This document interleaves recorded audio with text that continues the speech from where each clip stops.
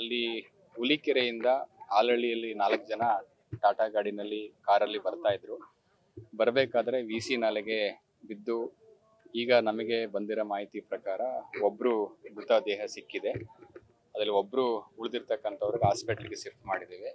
ಇನ್ನಿಬ್ರು ಕೂಡ ಕಾರಲ್ಲಿ ಇದ್ರು ಅಂತೇಳಿ ನಮಗೆ ತಿಳಿಸಿದ್ದಾರೆ. ಹಾಗಾಗಿ ಈಗ ಅದನ್ನ ರೆಸ್ಕ್ಯೂ ಮಾಡಬೇಕು. ಅದಕ್ಕೆ ಸಂಬಂಧಪಟ್ಟಂತ ಸೂಕ್ತ ಕ್ರಮಗಳನ್ನ ನಾನು ಮತ್ತೆ SP ಅವರು ಸ್ಥಳಕ್ಕೆ ಭೇಟಿ ಕೊಟ್ಟು ತೆಗೆದುಕೊಳ್ತಾ ಇದ್ದೇವೆ.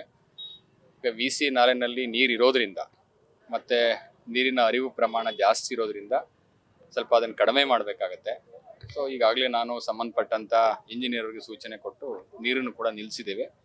4:15 ಮತ್ತು 5 ಗಂಟೆ ಒಳಗಡೆ ನೀರಿನ ಅರಿವಿನ ಪ್ರಮಾಣ ಕಡಿಮೆ ಆದ್ಮೇಲೆ ನಮಗೂ ಕೂಡ ಕಾರನ್ನ ಹುಡುಕ್ಲಿಕ್ಕೆ ಸಾಧ್ಯ ಆಗುತ್ತೆ. ಈಗಾಗಲೇ ಫೈರ್ ಟೀಮ್ ಅವರು ಕೂಡ ನಮ್ಮವರಿದ್ದಾರೆ. ಕ್ರೈನನ್ನು ಕೂಡ ತರಿಸ್ತಾ ಇದ್ದೀವಿ. ಸಾಧ್ಯ ಆದರೆ SDRF ಟೀಮ್ ಅವರು ಕೂಡ ನಾನು ರಿಕ್ವೆಸ್ಟ್ ಮಾಡಿದ್ದೀನಿ ಸ್ಟೇಟಿಂದ, ಅವರು ಕೂಡ ಯಾರಾದರೂ ಬರ್ತಾರೆ. ಸೊ ಭಾಳ ವಿಷಾದನೀಯ ಮತ್ತು ಭಾಳ ನೋವಿನ ಸಂಗತಿ. ಈ ಒಂದು ಅಪಘಾತ ಆಗಬಾರ್ದಾಗಿತ್ತು, ಆಗಿದೆ. ಅದಕ್ಕೆ ಬಹಳ ವಿಷಾದವನ್ನ ವ್ಯಕ್ತವನ್ನ ಪಡಿಸ್ತೇನೆ. ಈ ಭಾಗದಲ್ಲಿ ಐದೇ ಘಟನೆ ಅಂತ ಹೇಳ್ತಾರೆ. ತಡೆಗೋಡೆ ಈ ಭಾಗದಲ್ಲಿ ನಾನು ಅದು ಪರಿಶೀಲನೆ ಮಾಡಿಸ್ತೀನಿ. ಬಟ್ ರೋಡು ಕೂಡ ಇಲ್ಲಿ ಸ್ವಲ್ಪ ನ್ಯಾರೋ ಇದೆ, ದೊಡ್ಡದಿಲ್ಲ ಅಂತ ಹೇಳಿ ಸ್ಥಳೀಯರು ಕೂಡ ತಿಳಿಸಿದ್ದಾರೆ. ಮತ್ತೆ ರೋಡಿನ ರಸ್ತೆ ಅಗಲೀಕರಣ ಅವಶ್ಯಕತೆ ಇದೆ ಅಂತ ತಿಳಿಸಿದ್ದಾರೆ. ಮತ್ತೆ ಇಲ್ಲಿ ಬಂಡಿಂಗ್ ಕೂಡ ಮಾಡಿದ್ದಾರೆ. ಬಟ್ ಆ ಬಂಡಿಂಗ್ ಮೇಲೆ ಅದು ಕಾರ್ ಹರಿದೋಗಿರ್ತಕ್ಕಂಥದ್ದು ಮೇಲ್ನೋಟಕ್ಕೆ ಕಂಡು ಬರ್ತದೆ. ಆದರೆ ಕಾರು ಯಾವ ರೀತಿ ಅಪಘಾತ ಆಯಿತು, ಸ್ಪೀಡ್ ಎಷ್ಟಿತ್ತು ಅಥವಾ ಇನ್ನೊಂದು ಓವರ್ಟೇಕ್ ಮಾಡಿದ್ರ, ಅವೆಲ್ಲ ಅಂಶಗಳನ್ನ ಕೂಡ ತನಿಖೆಯಿಂದ ನಾವು ಪರಿಶೀಲನೆ ಮಾಡ್ತೀವಿ. ಇಲ್ಲೇ ನಾನು ಹೇಳಲಿಕ್ಕೆ ಕಷ್ಟ ಸಾಧ್ಯ ಆಗ್ತದೆ.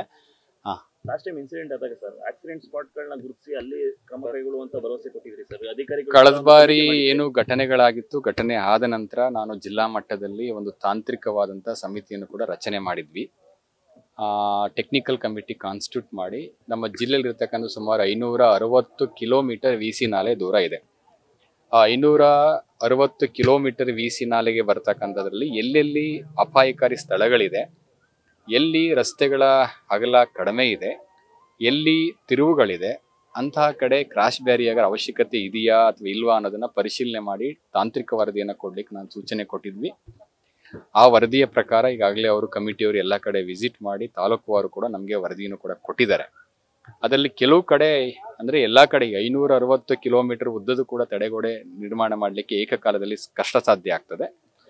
ತಾತ್ಕಾಲಿಕವಾಗಿ ಎಲ್ಲಿ ರಸ್ತೆಯ ಅಗಲ ಕಡಿಮೆ ಇದೆ ಅಥವಾ ತಿರುವುಗಳಿದೆ ಅಂತ ಕಡೆ ಕ್ರಾಶ್ ಬ್ಯಾರಿಯರ್ನ ಮಾಡ್ಲಿಕ್ಕೆ ಏನು ಪ್ರಸ್ತಾವನೆ ಕೊಟ್ಟಿದ್ರು ಅದನ್ನು ಕೂಡ ಈಗಾಗಲೇ ಸಂಬಂಧಪಟ್ಟಂತ ಇಲಾಖೆ ಕಳಿಸ್ಕೊಟ್ಟಿದ್ದೀವಿ. ಅದು ಪರಿಶೀಲನಾ ಹಂತದಲ್ಲಿ ಕೂಡ ಇದೆ. ಆದಾಗ್ಯೂ ತುಂಬಾ ಅಪಘಾತ ಸ್ಥಳಗಳು ಏನಿದೆ ಅದನ್ನು ಪರಿಶೀಲನೆ ಮಾಡಿ ಸಂಬಂಧಪಟ್ಟಂತ ನಮ್ಮ ಕಾವೇರಿ ನೀರಾವರಿ ನಿಗಮದವರಾಗಿರ್ಬೋದು, PWD ಅವರಾಗಿರ್ಬೋದು, ಅವರು ಅದನ್ನ ಸೂಕ್ತ ಕ್ರಮವನ್ನು ಕೈಗೊಳ್ಳಲಿಕ್ಕೆ ಖಂಡಿತವಾಗ್ಲೂ ಕೂಡ ಸೂಚನೆಯನ್ನ ಕೊಡ್ತಾರೆ. Last time KRS ICC meeting ಆದಾಗ ಕಟ್ ಪದ್ಧತಿ ಕೊಡೋದು ಅಂತ ಹೇಳಿ ಕಂಪ್ಲೀಟ್ ಆಗಿತ್ತು. ಈಗ ಮುಂದುವರಿಸೋದಕ್ಕೆ ಏನು ಕಾರಣ ಆಯ್ತು ಸರ್? ಅಟ್ಲೀಸ್ಟ್ ನೀರಿಂದ ಇದ್ರೆ ಇಲ್ಲ, ಮೊನ್ನೆ ನಮ್ದು ಆಕ್ಚುಲಿ ನಿಂತಿತ್ತು. ಬಟ್ ಆದ್ರೆ ಮಳವಳ್ಳಿ ಮತ್ತೆ ಮದ್ದೂರು ಭಾಗಕ್ಕೆ ನೀರು ಬರಲಿಲ್ಲ ಅಂತ ಕಳೆದ ಒಂದು ವಾರದಿಂದನೇ ಕೂಡ ಅಲ್ಲಿ ಒಂದು ದುರ್ಘಟನೆ ಆಗಿತ್ತು. ಒಬ್ಬ ಮಹಿಳೆ ತನ್ನ 2 ಮಕ್ಕಳೊಂದಿಗೆ ಏನು ಆತ್ಮಹತ್ಯೆ ಮಾಡ್ಕೊಳ್ಳಿಕ್ಕೆ ಪ್ರಯತ್ನ ಪಟ್ಟಂತ ಸಂದರ್ಭದಲ್ಲಿ ಆ ಒಂದು ದೇಹಗಳನ್ನು ತೆಗಿಬೇಕು ಅಂತೇಳಿ ನೀರನ್ನ 2 ದಿನ ನಾವು ನಿಲ್ಲಿಸಿದ್ವಿ. ಆ ಉದ್ದೇಶದಿಂದ ನೀರು ಹೋಗ್ಲಿಲ್ಲ. ರೈತರು ಕೂಡ ಅಲ್ಲಿ ಬಹಳ ವಿಷಾದವನ್ನು ವ್ಯಕ್ತಪಡಿಸಿ ರೈತರು ಕೂಡ ಹೋರಾಟ ಮಾಡಿದ್ರು. ಅದಕ್ಕೋಸ್ಕರ ನೀರನ್ನ ಬಿಟ್ಟಿದ್ದು. ಮತ್ತೆ ಇವತ್ತು ಬೆಳಿಗ್ಗೆ ನೀರು ನಿಲ್ಲಿಸಿದ್ದಾರೆ. ಬೆಳಿಗ್ಗೆ 7 ಗಂಟೆಗೆ ಇವತ್ತು ನೀರು ನಿಂತಿದ್ರು ಕೂಡ ನಮಗೆ 5:15 ಈಗಾಗಲೇ ಸುಮಾರು ನಾನು ಕೇಳಿದೆ, ಸುಮಾರು ಈಗ 2:15 ನೀರು ಪ್ರಮಾಣ ಕಡಿಮೆ ಆಗಿದೆ ಅಂತ. ಬಟ್ 5 ಗಂಟೆಗೆ ಇಲ್ಲಿ ಪ್ರಮಾಣ ಕಡಿಮೆ ಆಗುತ್ತೆ. ಬಟ್ ಆದ್ರೂ ಕೂಡ ಕ್ರೈನನ್ನು ತಂದು ನಾವು ಅದನ್ನ ಪರಿಶೀಲನೆ ಮಾಡಿ ಸರ್ಚ್ ಮಾಡ್ತೇವೆ. ಸರ್, ಈ ರಸ್ತೆ ಕಾಮಗಾರಿ ಮಾಡಿದವರು ಕೂಡ ಸರಿಯಾಗಿ ಮಾಡಿಲ್ಲ, ಇಂಜಿನಿಯರ್ಗಳು ಕೂಡ ಸರಿಯಾಗಿ ಕರ್ತವ್ಯ ನಿರ್ವಹಿಸ್ತಿಲ್ಲ ಅನ್ನೋದು ಆರೋಪ. PWD ಇಲಾಖೆಯವರ ಹತ್ರ ಈಗಾಗಲೇ ಮಾತನಾಡಿದೆ. ಸ್ಥಳೀಯ ಮುಖಂಡರು ಕೂಡ ಇಲ್ಲಿ ಕುತ್ಕೊಂಡಿರ್ತಕ್ಕಂಥವ್ರು ನಮ್ಮ ಗಮನಕ್ಕೆ ತಂದಿದ್ದಾರೆ. 2 ವಿಚಾರವನ್ನ ನಮ್ಮ ಗಮನಕ್ಕೆ ತಂದಿದ್ದಾರೆ. ಒಂದು, ರಸ್ತೆಯ ಅಗಲ ಏನಿದೆ ಅದು ಈಗ ಇರ್ತಕ್ಕಂಥದ್ದು ಸಾಕಾಗೋದಿಲ್ಲ. ಶಾಲಾ ಮಕ್ಕಳ ಬಸ್ಸು ಹೋಗ್ತದೆ, ಒನ್ ವೇ ಇದ್ದಾಗ ಇನ್ನೊಂದು ಕಡೆ ಬಸ್ ಬರ್ಲಿಕ್ಕೆ ಸಾಧ್ಯ ಆಗಲ್ಲ, ಅಗಲೀಕರಣ ಮಾಡ್ಬೇಕಂತ. ಬಟ್ ಎಡಭಾಗದಲ್ಲಿ ಇರ್ತಕ್ಕಂಥ ಜಾಗ ಅವ್ರ ಇಲಾಖೆಯವ್ರದ್ದು ಅಂತ ನಮ್ಗೆ ಮೇಲ್ನೋಟಕ್ಕೆ ತಿಳಿಸಿದ್ದಾರೆ. ಸಂಬಂಧಪಟ್ಟಂತ ಇಲಾಖೆಯವರನ್ನ ಕರೆಸಿ ಚರ್ಚೆ ಮಾಡಿ ಆ ರಸ್ತೆಗೆ ಅಗಲೀಕರಣಕ್ಕೆ ಸಾಧ್ಯತೆ ಇದೆಯಾ, ಜಾಗ ಯಾರ್ದು ಅಂತ ಪರಿಶೀಲನೆ ಮಾಡಿ ಕ್ರಮವನ್ನು ಕೈಗೊಳ್ತೀವಿ. ಮತ್ತೆ ಇಲಾಖೆಯವರು ಕೂಡ ಈಗ ಹೇಳಿದ್ದೀನಿ, ಈಗ ನಮ್ಮ ಸೂಪರಿಂಟ್ ಇಂಜಿನಿಯರ್ ಅವರಿಗೆ ಮತ್ತೆ MD ಅವ್ರ ಹತ್ರನೂ ಕೂಡ ಮಾತಾಡಿದೆ. ಎಲ್ಲೆಲ್ಲಿ ತೀರಾ ಅವಶ್ಯಕತೆ ಇದೆ ಅಂತ ಕಡೆ ನೀವು ಕ್ರಾಶ್ ಬ್ಯಾರಿಯರ್ಗೂ ಕೂಡ ವ್ಯವಸ್ಥೆಗಳನ್ನ ಮಾಡ್ಕೊಳ್ಳಿ ಅಂತ ಹೇಳಿ ನಾನು ಸೂಚನೆಯನ್ನ ಕೊಡ್ತೇನೆ. ಯಾವಾಗ ಆಗ್ಬೋದು ಸರ್ ತಡೆಗೋಡೆಗಳೆಲ್ಲ? ತಡೆಗೋಡೆಗಳು ತಾಂತ್ರಿಕ ವರದಿ ಬಂದಿದೆ. ತಡೆಗೋಡೆ ಎಲ್ಲ ಕಡೆ ತಡೆಗೋಡೆ ಮಾಡ್ಲಿಕ್ಕೆ ಏಕಕಾಲದಲ್ಲಿ ಕಷ್ಟ, ಅದು ಸಾಧ್ಯನೂ ಕೂಡ ಇಲ್ಲ. ಬಟ್ ಎಲ್ಲಿ ಅಪಾಯಕಾರಿ ಸ್ಥಳಗಳಿದೆ ಅಲ್ಲಿ ಅವಶ್ಯಕತೆ ಇದೆ ಅನ್ನುವಂಥ ವರದಿಯನ್ನು ನಾನು ಕೊಟ್ಟಿದ್ದೇನೆ. MD ಅವ್ರ ಹತ್ರ ಕೂಡ ಮಾತಾಡಿದೆ, ಕಾವೇರಿ ನೀರಾವರಿ ನಿಗಮದ MD ಅವ್ರ ಹತ್ರ.